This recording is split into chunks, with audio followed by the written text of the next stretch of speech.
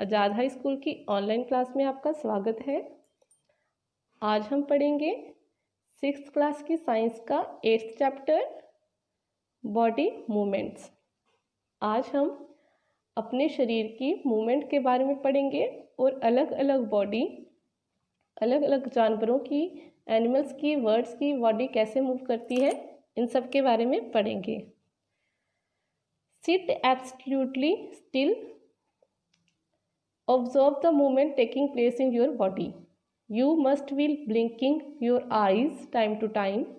Observe the movement in your body as you breathe. There are so many movements that happen in our body. जैसे कि आप कहीं पे बैठ के देखिएगा, अपने आप को ऑब्जर्व कीजिए कि आपकी जो बॉडी है वो क्या क्या मूवमेंट करती है। जैसे आप नोटिस करेंगे कि आपकी आईज़ है वो खुद ब खुद ब्लिंक करती रहती हैं टाइम टाइम पर, और जो आपकी बॉडी है वो कैसे मूवमेंट करती है जब आप ब्रीथ करते हो। आप कोई भी जो भी मूवमेंट आपकी बॉडी में होते हैं इसके बारे में आप देखेंगे, ऑब्जर्व करेंगे। When you are writing in your notebook which part of the body are you moving. जब आप कुछ लिखते हैं नोटबुक पर तो आपका कौन सा बॉडी पार्ट मूव करता है। और when you turn and look at your front different parts of your body move while you remain at the same place. In this example you also move from one place to another. You get up and go to your teacher or to the school compound or go home after school. You walk, run, skip, jump and move from the place to place. तो जब आप कुछ लिखते हैं तब आपका कौन सा बॉडी पार्ट मूव करता है। जब आप किसी की तरफ टर्न होके देखते हैं बिना अपनी प्लेस को छोड़े, अब उसी अपनी ही जगह पर, एक ही जगह पर खड़े होके आप किसी को टर्न करके देखते हो, तब आपके कौन से बॉडी पार्ट मूव करते हैं। जब आप चलते हो, स्कूल जाते हो, घर जाते हो, अपने टीचर के पास ले जाते हो, तब आपके कौन कौन से बॉडी पार्ट मूव करते हैं। जब आप वॉक करते हो, रन करते हो, स्किप करते हो, जंप करते हो, move from place to place, तो तब आपके कौन कौन से बॉडी पार्ट मूव करते हैं। Let us see how animal move from place to place by filling up table 8.1 after discussing with our friend, teacher and parents. अब आप देखेंगे कि एनिमल्स जो होते हैं, जानवर, वो कैसे मूव करते हैं प्लेस बाय प्लेस। इसके लिए आपको एक टेबल दिया गया है 8.1 का। उसके साथ आपको अपने दोस्तों के साथ ये डिस्कस करना है, टीचर्स और पेरेंट्स के साथ भी, कि एक दूसरे के सुजेस्ट लेकर आपको ये टेबल को कंप्लीट करना है।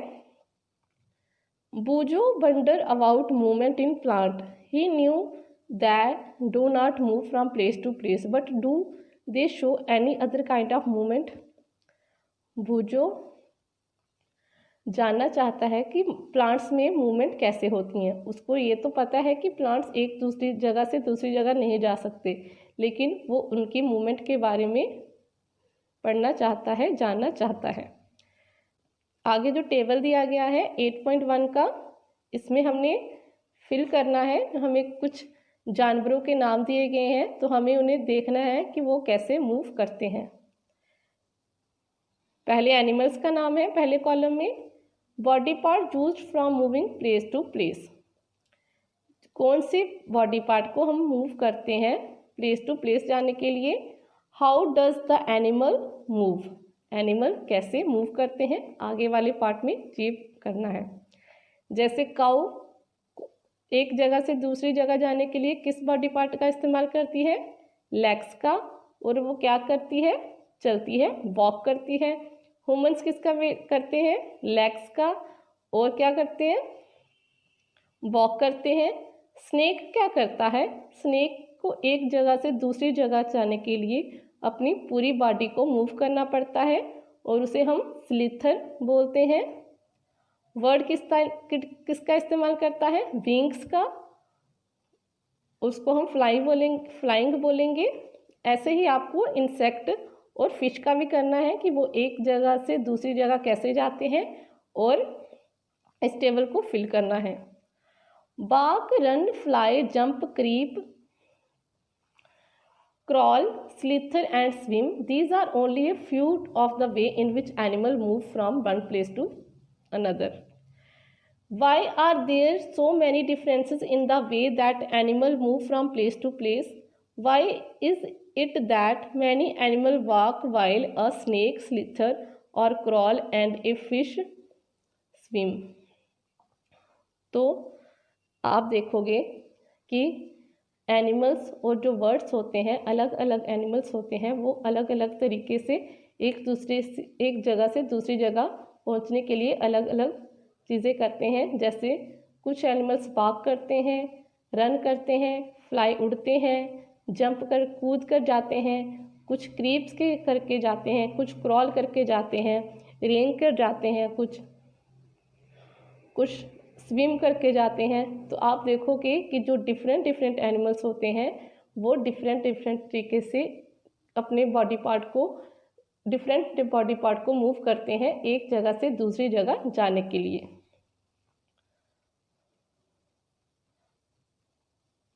पहले हम पढ़ेंगे humans body and it's movement. पहले हम ह्यूमन बॉडी के बारे में पढ़ेंगे। Let us look closely at some of our own movement to begin with before looking at all this variety of movement in animal. पहले हम अपने आप को, अपनी बॉडी की मूवमेंट को देखेंगे कि हम कैसे अलग अलग तरीके से मूवमेंट करते हैं, और फिर हम देखेंगे कि एनिमल्स किस तरीके से मूवमेंट करते हैं। Do you enjoy doing physical exercise at school? How do you move your hands and legs while doing different exercise? क्या आपने कभी स्कूल में अपनी फिजिकल एक्सरसाइज को एंजॉय किया है, और आप कैसे अपनी लेग्स और हैंड्स के साथ अलग अलग एक्सरसाइज करते थे? Let us try some of many movement और body is capable of. तो कुछ चीज़ें मूवमेंट ट्राई करके देखते हैं जिसके लिए हमारी बॉडी कैपेबल है। Bowl an imaginary ball at a imaginary wicket. How do you move your arms?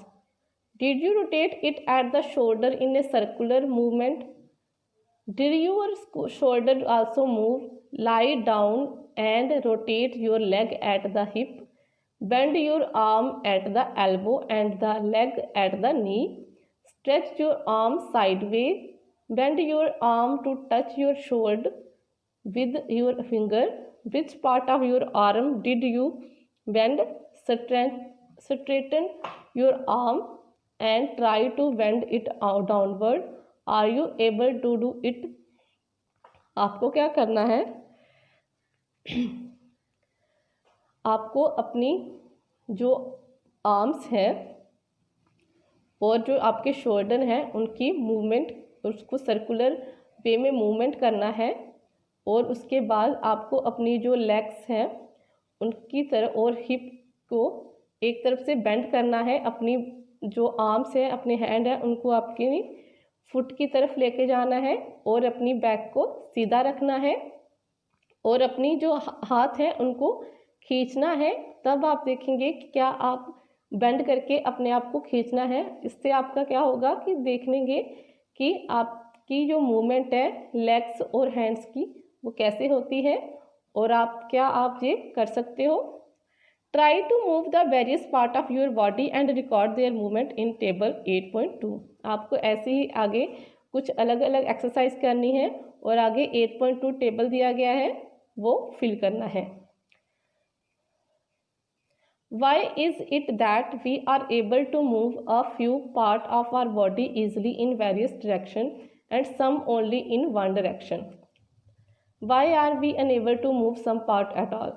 हम देखेंगे कि जब भी हम अपनी मूवमेंट्स करते हैं तो हमारे बॉडी के कुछ पार्ट हैं जो बहुत ज़्यादा मूवमेंट्स करते हैं, और कुछ पार्ट हैं जो कम से कम 1-2 ही मूवमेंट कर पाते हैं। ऐसा क्यों होता है? एक्टिविटी 1 में करेंगे। Place a scale length wise on your arm. So that your elbow is in the centre. आपको क्या करना है, एक स्केल लेना है, उसको अपने आर्म के साथ बांधना है ताकि उसके एल्बो जो है आपकी वो स्केल के सेंटर में होना चाहिए। Ask your friend to tie the scale and your arm together. Now try to bend the elbow. Are you able to do it? तो अपने दोस्त को आपको बोलना है कि वो स्केल आपकी आर्म के साथ बांधे और उसके बाद आपको उसको बेंड करने की कोशिश करनी है। क्या आप उसको बेंड कर पाते हो?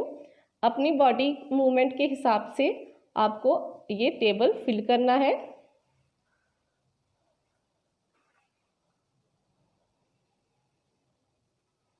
Did you notice that we are able to bend or rotate our body in places where two parts of our body seem to be joined together, like elbow, shoulder, or neck?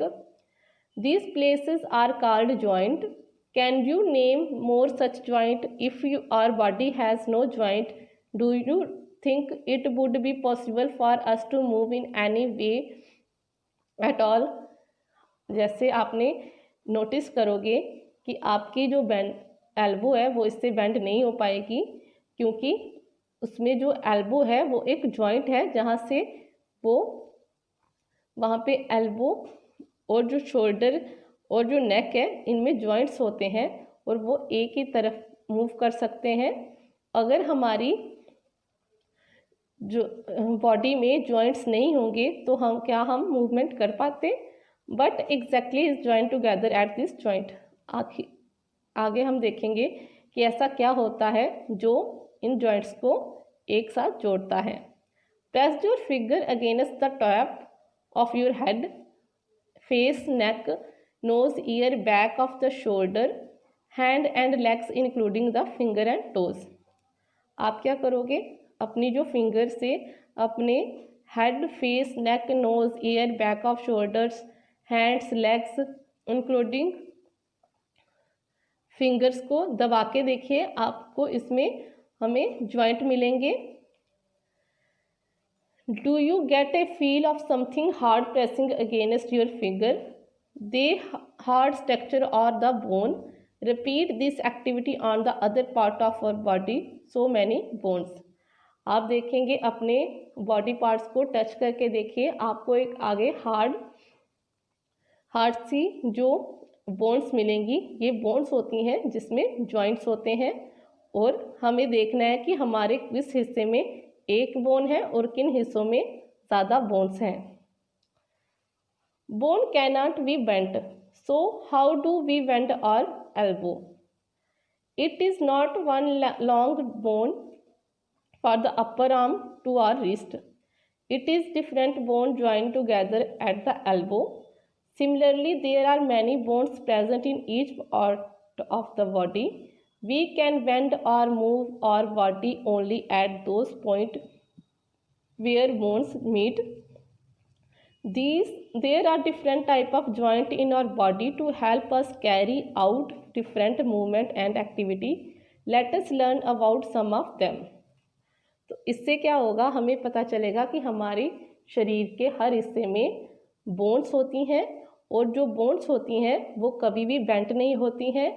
और फिर हमारी elbow कैसे bent हो जाती है, हमारी arm जो elbow होती है वहाँ पे वो जो हमारी आर्म होती है वो सिर्फ एक बोन से नहीं होती है, उसमें दो बोन जॉइंट होते हैं एल्बो में, इसलिए हमारी जो आर्म है वो मूवमेंट कर पाती है। और हमारा बॉडी पार्ट, जो कोई भी हमारा बॉडी पार्ट मूव करता है वो तभी मूव करता है जब उसमें जॉइंट्स होते हैं।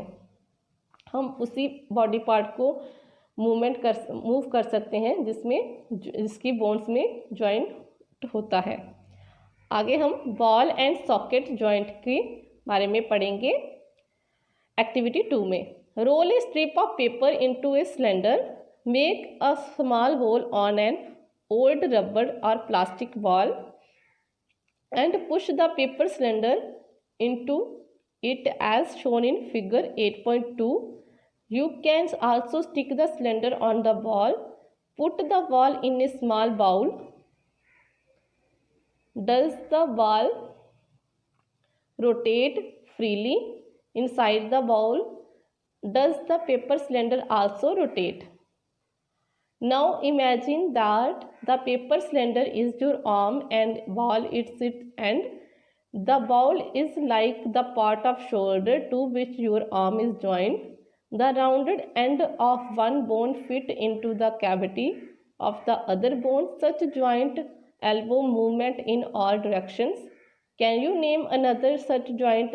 You can think of recollecting the body movement we tried at the beginning of this section. तो आप देखेंगे कि आपको एक पेपर लेना है, उसको रोल करना है और उसको सिलेंडर टाइप बनाना है।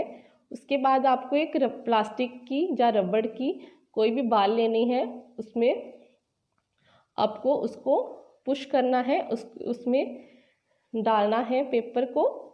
उसके बाद आप देखोगे कि उस पेपर और बाल को बाउल में डालना है। उसके बाद आप उसे रोटेट करने की कोशिश करोगे तो आप देखोगे कि जब बाल रोटेट करेगी तभी वो पेपर सिलेंडर भी रोटेट करेगा।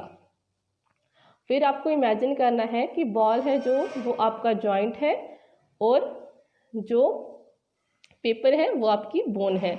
ऐसे ही हमारे जॉइंट्स और बॉल्स और सॉकेट होते हैं और बॉल को हम जो बाउल है हमारी उसको हम सॉकेट की तरफ इमेजिन करेंगे। ऐसे ही हमारे शरीर में जब जॉइंट्स होते हैं वहाँ पे होता है सॉकेट, बॉल और बोन, जैसे 8.3 फिगर में दिखाया गया है। आगे हम करेंगे pivotal joint. The joint where our neck join the head is pivotal joint. It allow us to bend or head forward and backward and turn the head to or right or left. Try these movement. How are these movement different from those of our arm that can rotate a complete circle in its ball and socket joint? In a pivotal joint, a cylindrical bone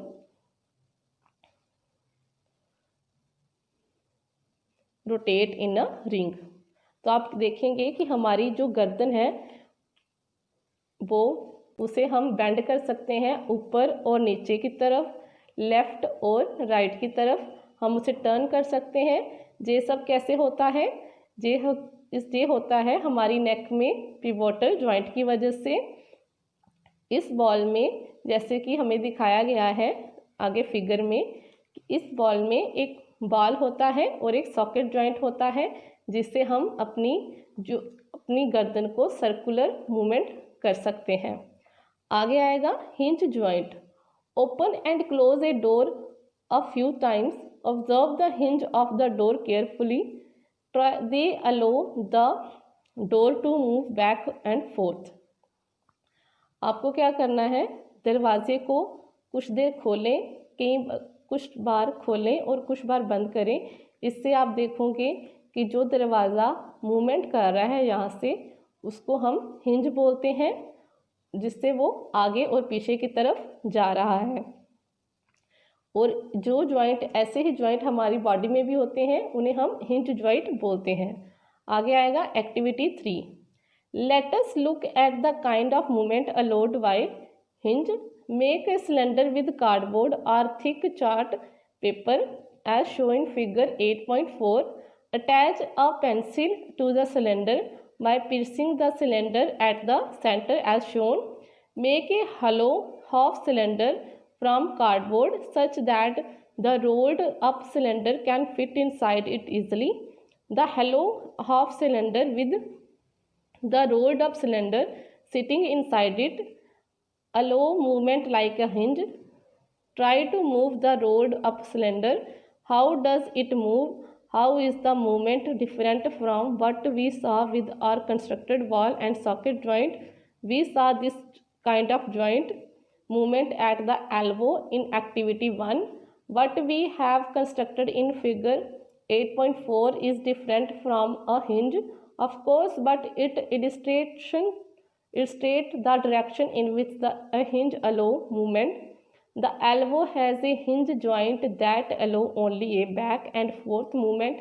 Can you think of more example of such joint?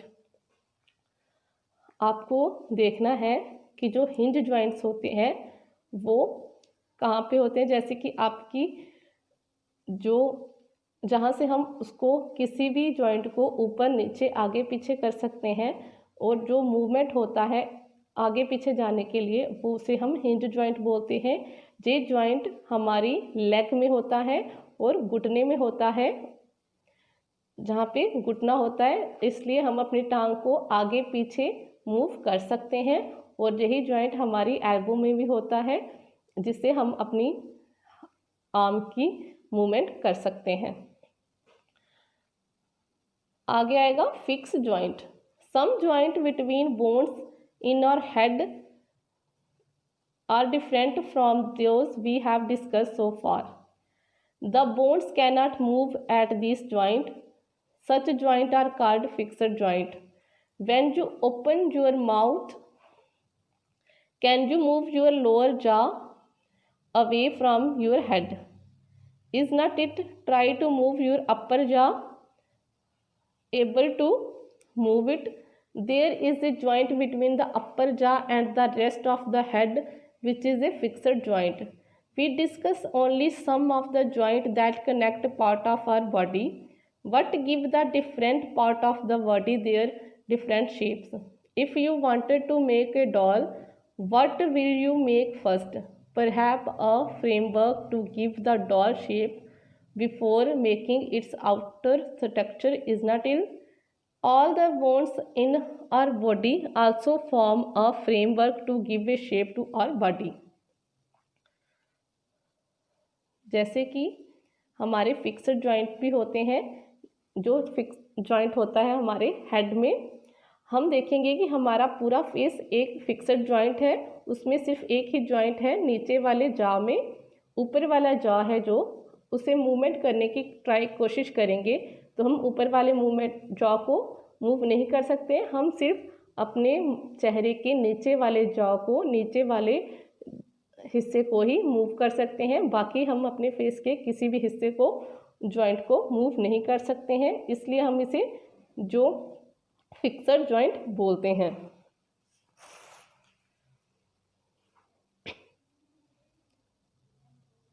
आगे हम framework के बारे में पढ़ेंगे, अपने skeleton के बारे में, जो जिसमें पूरे जॉइंट आता है, ऊपर से लेके हमारे हेड से लेके हमारी टोज तक जितने भी जॉइंट होते हैं उसे हम पूरा फ्रेमवर्क बोलते हैं बोन्स का, और उसे हम स्केलेटन बोलते हैं। How do you we know that this is the shape of a human skeleton? How do we know that shape of different bones in our body? We can have some idea about the shape and number of bones in some part of our body by feeling them. One way we could know this shape better would be to look at X-ray imaging of the human body. जैसे कि 8.7 में skeleton दिया गया है, हमें ये हमारे शरीर में ऐसी ही हड्डियों का स्केलेटन होता है।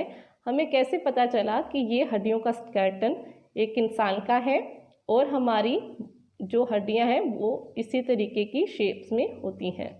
इसके बारे में हम पढ़ेंगे। तो हमें कैसे पता चलता है हमारी हड्डियों के बारे में कि हमारे शरीर की हड्डियां कैसी हैं और कितनी हैं? ये हमें एक्सरे के थ्रू पता चलता है, जो इमेज होती है, एक्सरे इमेज जो ह्यूमन बॉडी की हम लेते हैं एक्सरे मशीन से। Did you or anyone in your family ever have an X-ray of any part of your body taken? Sometime when we are hurt or have an accident, doctor use these X-ray images to find about any possible injury that might have happened to the bones. The X-ray show the shape of the bones in our body. आपने देखा होगा कि आपकी family members में या आपके किसी भी रिलेटिव में किसी इंसान का अगर कोई एक्सीडेंट हुआ होगा, कहीं इंजरी हुई होगी, तो वो डॉक्टर्स क्या करते हैं, उसके लिए हमारा अंदर की हड्डियों की इंजरी को चेक करने के लिए वो हमारा एक्सरे लेते हैं, जिससे हमें अपनी हड्डियों की शेप के बारे में पता चलता है।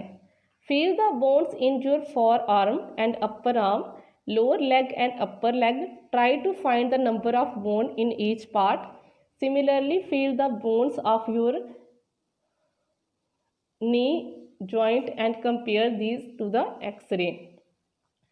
आपको क्या करना है, अपने जो लेग्स को और लोअर लेग अपर लेग को टच करके देखना है और फाइंड करने की कोशिश करनी है कि आपकी जो लेग्स में कितनी बोन्स हो सकती हैं।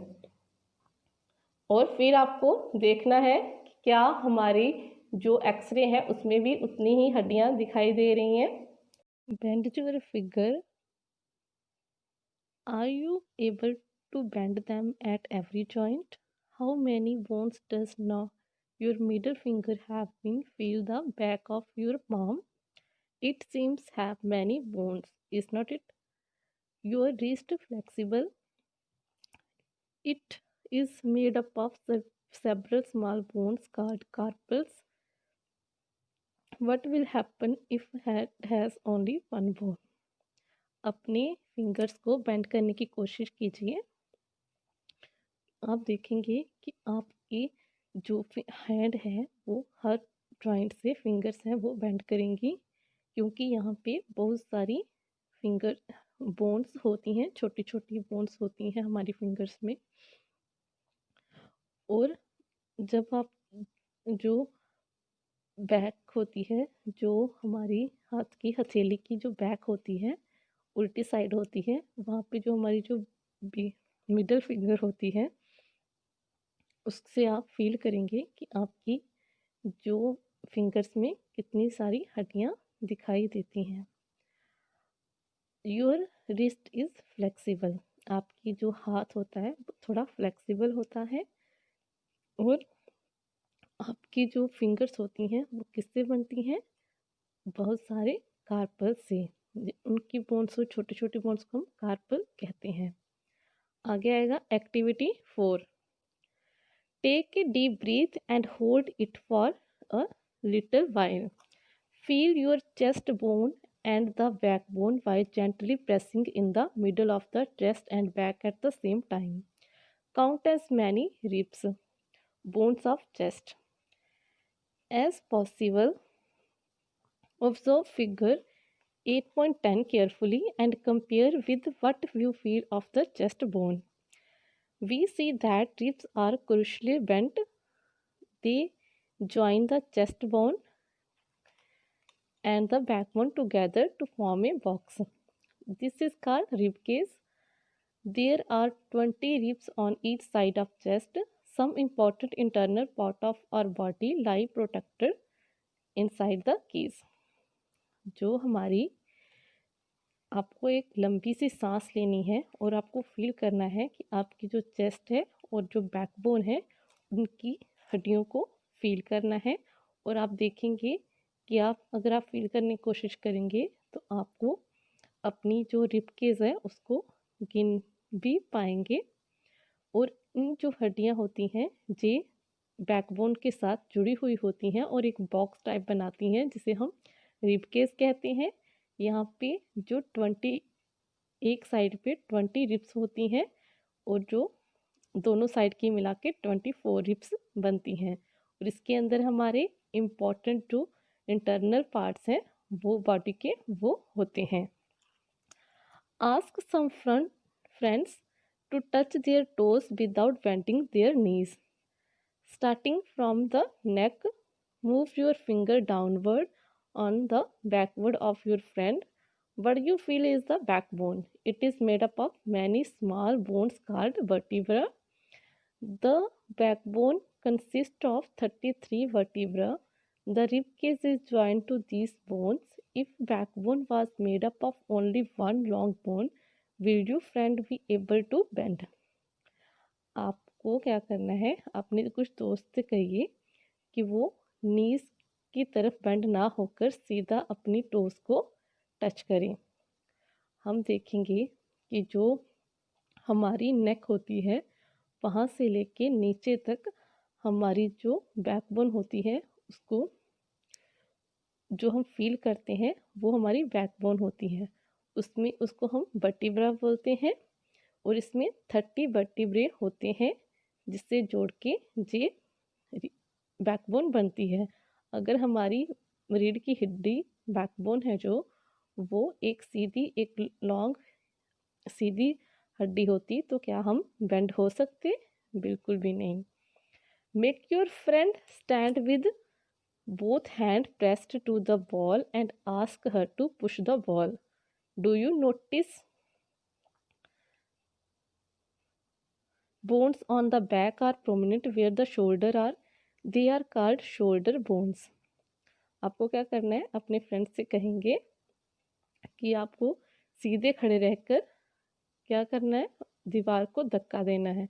इससे आप फील करेंगे कि जो आपकी जो शोल्डर है, कंधे हैं, उसकी तरफ आपका ध्यान जाएगा और उसमें आपको फील होगा आपकी शोल्डर की हड्डियाँ, जिसे हम शोल्डर बोन कहते हैं। Observe figure 8.13 carefully.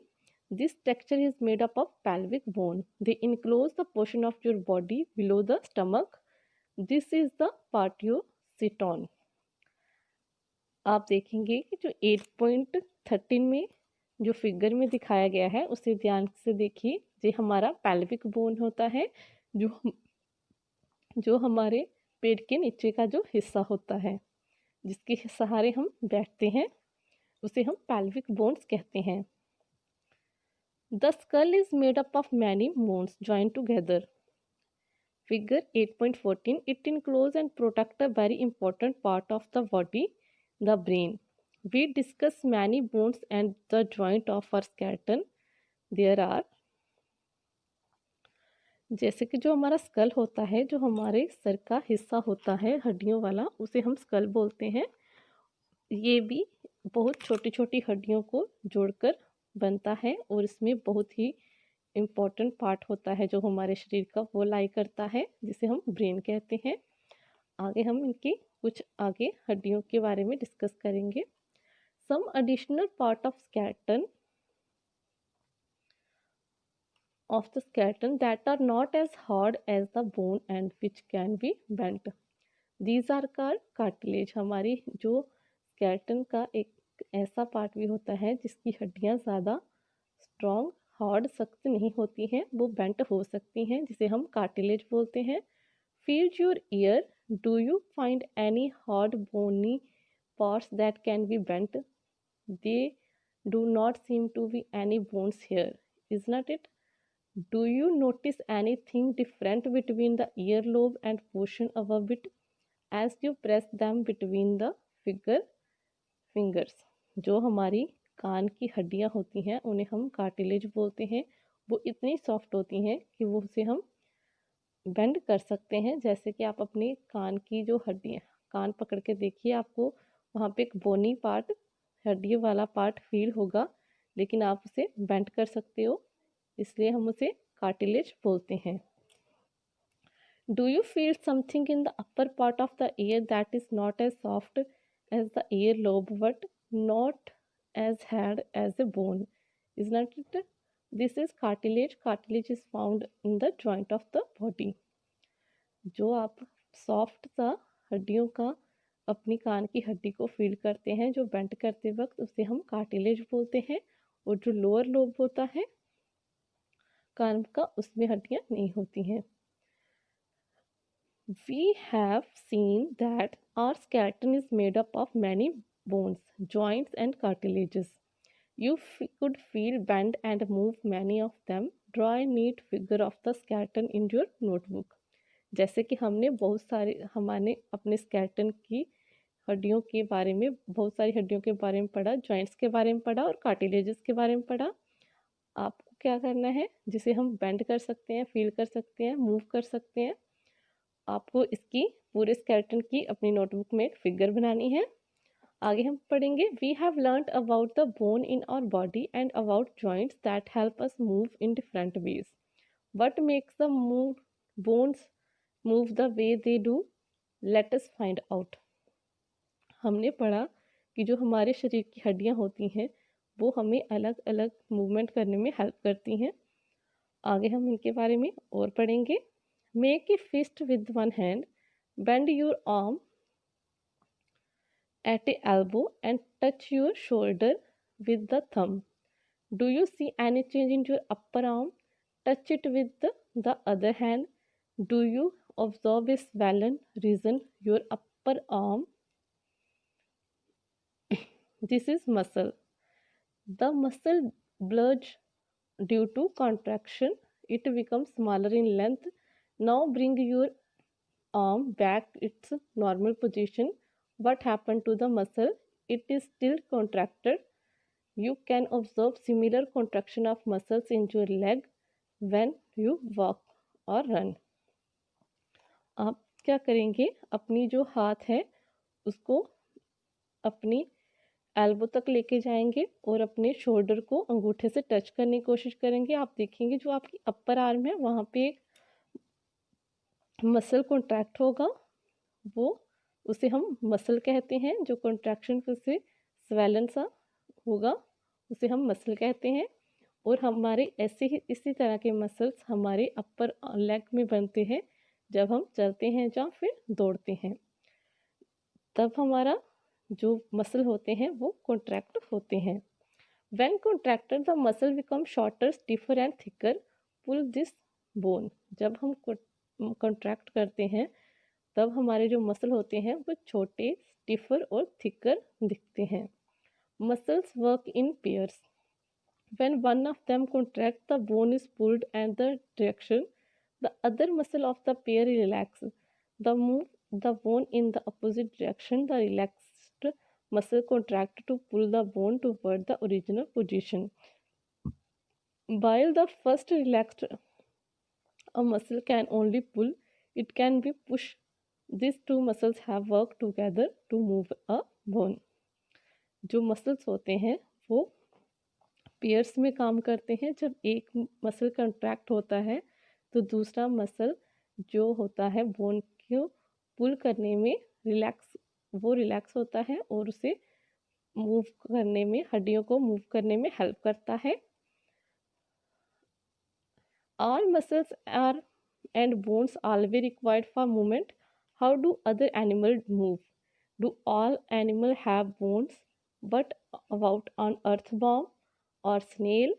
Let us study the manner of movement that is gait of some animal. हम देखेंगे कि जैसे हमारे शरीर में मसल्स और बोन्स होते हैं जिसे मूवमेंट करने के लिए इन दोनों चीज़ों की ज़रूरत होती है, क्या सभी एनिमल्स को में बोन्स होती हैं और क्या सब लोग जो सारे एनिमल्स होते हैं वो हड्डियों के साथ ही मूवमेंट कर सकते हैं? अगर ऐसा है तो फिर अर्थवर्म और स्नेल कैसे मूव करते हैं? आगे हम गेट ऑफ एनिमल पढ़ेंगे। पहले हम अर्थवर्म के बारे में पढ़ेंगे।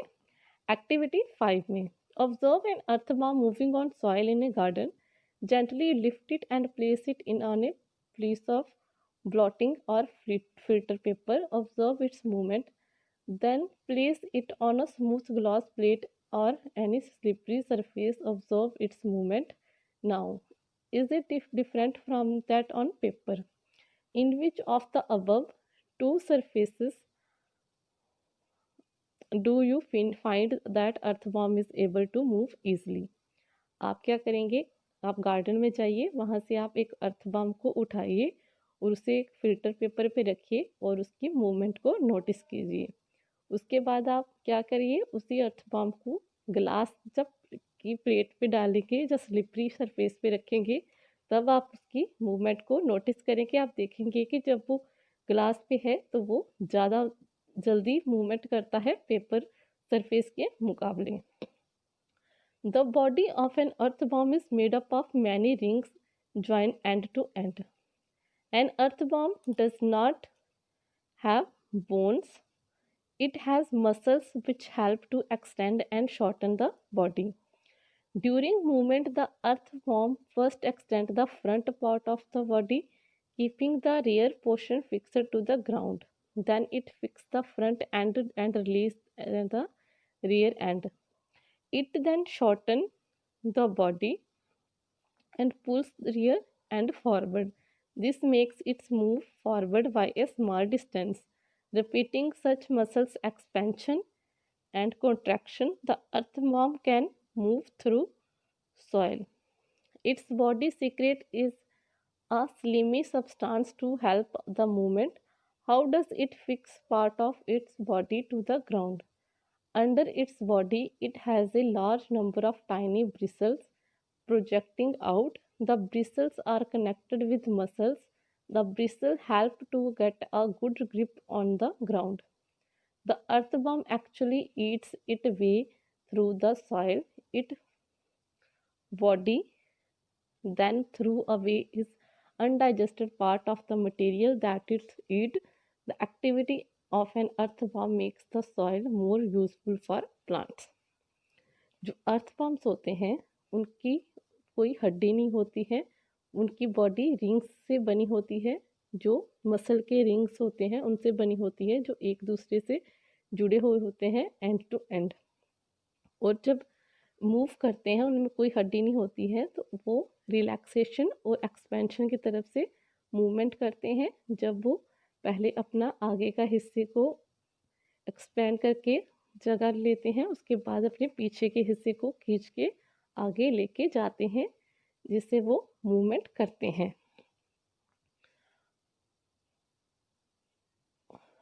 आगे हम स्नेल की एक्टिविटी पढ़ेंगे। Observe a snail in your garden और इन फील्ड।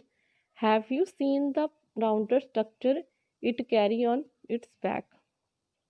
जो स्नेल्स होती हैं उसे आप अपने गार्डन या फील्ड में देखेंगे, आप देखेंगे कि एक राउंडेड सा स्ट्रक्चर होता है जो अपनी बैक को कैरी करके साथ चलता है। This is called the shell and it is the outer skeleton of the snail. जो बैक पे जो गोल सा बना होता है उसे हम शेल बोलते हैं, जो इसका आउटर स्केलेटन होता है स्नेल का। But is not made up of bone. The shell is a single unit and does not help in moving from place to place. It has to be dragged along. ये skeleton होता है लेकिन ये हड्डी नहीं होती है, और ये एक सिंगल यूनिट होता है, और ये हेल्प नहीं करता है स्नेल को आगे पीछे जाने के लिए। Place the snail on a glass plate and watch it. When it starts moving carefully, lift the glass plate along with the snail over your head. Observe its movement from beneath. A thick structure head of snail may come out of an opening. The shell, the thick structure of food, its food made of strong muscle. Now carefully tilt the glass plate. The wavy motion of the foot can be seen is the movement of snail slow or fast as compared to an earthworm. आप देखेंगे कि जो snails होती हैं वो भी बिल्कुल earthworm की तरह ही चलती हैं जब आप उसे ग्लास प्लेट पे डाल लोगे। जैसे हमने अर्थवर्म को डाला था वैसे ही आप देखोगे कि वो भी स्मूथली ग्लास पेपर पे चलती हैं, ग्लास प्लेट पे चलती हैं, और जैसे फास्ट चलती हैं जैसे अर्थवर्म ग्लास पे फास्ट चलता है। आगे हम कॉकरोच के बारे में पढ़ेंगे एक्टिविटी 7 में। Observe a cockroach. Cockroach walk and climb as well as fly in the air. They have 3 pair of legs. These help in walking. The body is covered with a hard outer skeleton. This outer skeleton is made thinner number of plates joined together and that permit movements. जो cockroach होता है आपने देखा होगा कि वो थोड़ा सा चलता है फिर वो उड़ जाता है जैसे हवा में, और उसकी 3 पेयर ऑफ लेग्स होती हैं और जो उसे वॉक करने में हेल्प करती हैं। उनका जो आउटर पार्ट होता है वो एक कर्व्ड स्केलेटन से कवर्ड होता है जो नंबर ऑफ प्लेट्स से बना होता है, जिसको मूवमेंट करने में हेल्प करता है। There are 2 pair of wings attached to the body behind head. The cockroach have distinct muscle. Those near the leg move the leg for walking. The body muscle move the wings when the cockroach flies. जो cockroach होता है उसके 2 पंख भी होते हैं जो उसकी हेड के साथ अटैच्ड होते हैं। जो कॉकरोच के डिफरेंट मसल्स होते हैं जो लेग्स में होते हैं और उसकी लेग्स ही वॉक करने में हेल्प करती हैं, और जो विंग्स होते हैं उसे कॉकरोच से उड़ने में हेल्प करते हैं। आगे पढ़ेंगे birds. Birds fly in the air and walk on the ground. Some birds like ducks, swans also swim in water.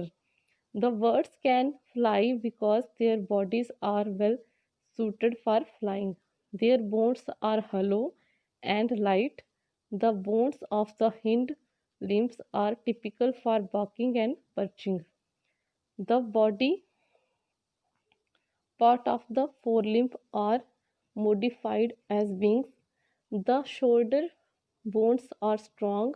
The breastbone are modified to hold muscles of flight which are used to move the wings up and down.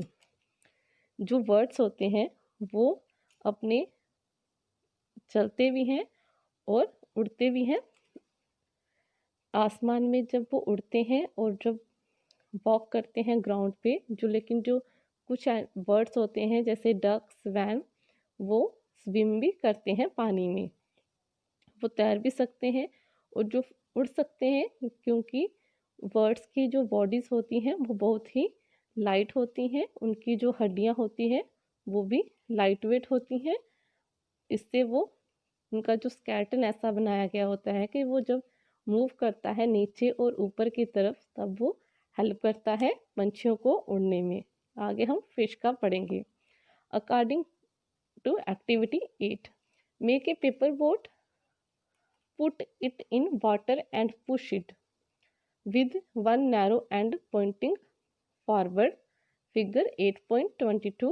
Did it go into water easily? Now hold the side way and push it into water from the broad side, and to able to make the boat move in a walk when you push it from the side. जैसे कि आप boat बनाओगे और आप उसको तैराने की कोशिश करोगे, एक साइड से पानी को पीछे करते जाओगे, आप देखोगे कि बोट जब हम पीछे करते हैं पानी को तो वो आगे की तरफ पुश होती है, आगे की तरफ जाती जाती है। Have you notice the shape of a boat is somewhat like a fish. The head and tail of the fish are smaller than the middle portion of the body. The body tapers at the both end. This body shape is called streamline. आपने देखा होगा कि जो fish होती है वो भी हमारी बोट की तरह होती है, जिसका माउथ पार्ट वाला और बैक पार्ट होता है, जो पीछे का हिस्सा होता है वो उसके पेट से काफ़ी छोटा होता है, और जिसे इस स्ट्रक्चर को हम स्ट्रीमलाइन स्ट्रक्चर बोलते हैं। The shape is such that water can flow around it easily, allow the fish to move in the water. The skeleton of the fish is covered with strong muscle. During swimming, muscles move from the front part of the body, curve the one side, and the tail parts swing towards the opposite side. The fish form a curve shown as figure 8.23. Then quickly the body and tail curve to the other side. This makes a jerk and pushes the body forward. A series of such jerks make the fish swim ahead. This is helped by the fins of the tail. जो fish की body होती है वो water को पीछे जाने में help करती है, जिससे जो फिश होती है वो आगे की तरफ बढ़ती है, और जो उसका स्केलेटन होता है फिश का वो एक बहुत ही स्ट्रॉन्ग मसल से बना होता है। जब वो स्विम करती है, तैरती है, तो जो उसके जो मसल्स होते हैं उसको आगे की तरफ पुश करने में हेल्प करते हैं, स्विम करने में हेल्प करते हैं, जिसे हम फिन्स बोलते हैं।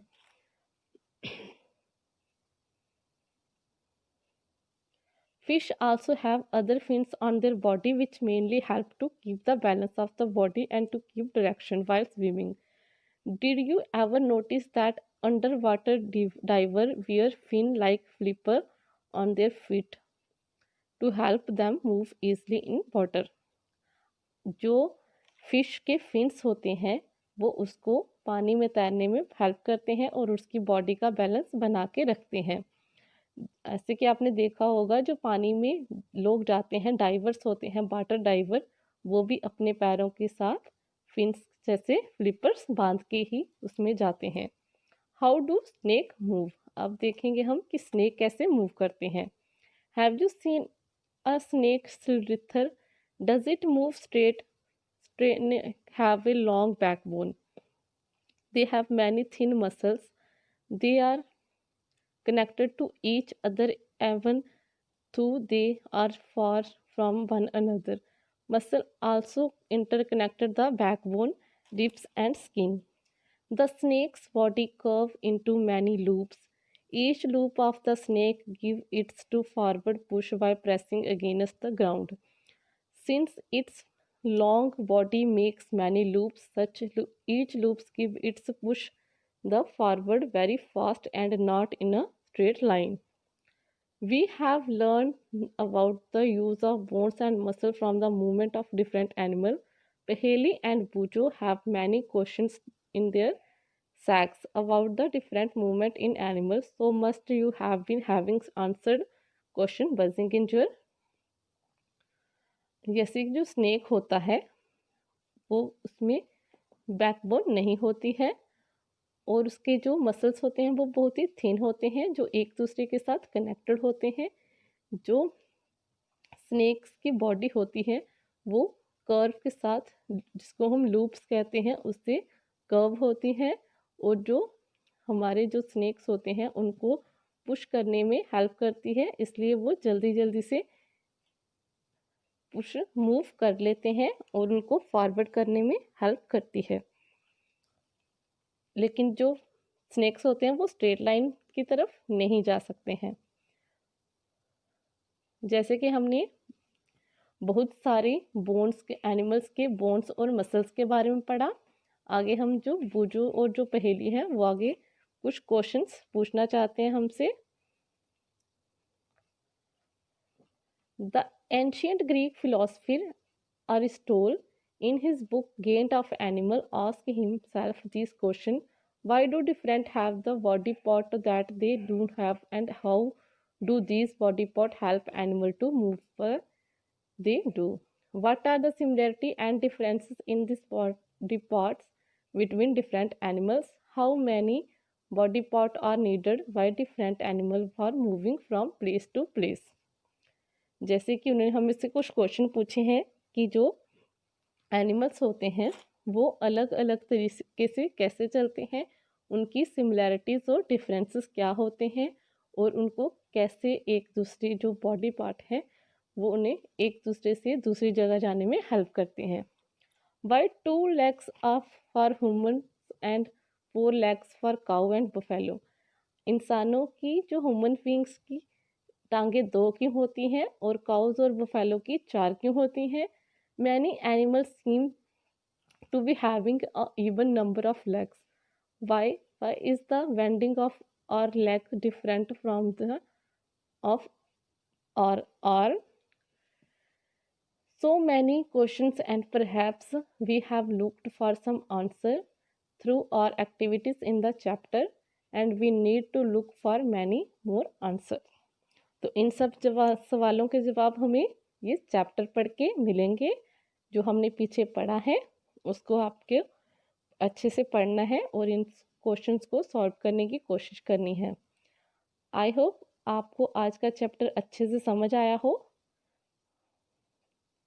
अगर आपको हमारी वीडियो अच्छी लगे तो इसे शेयर और लाइक ज़रूर कीजिएगा। Thank you.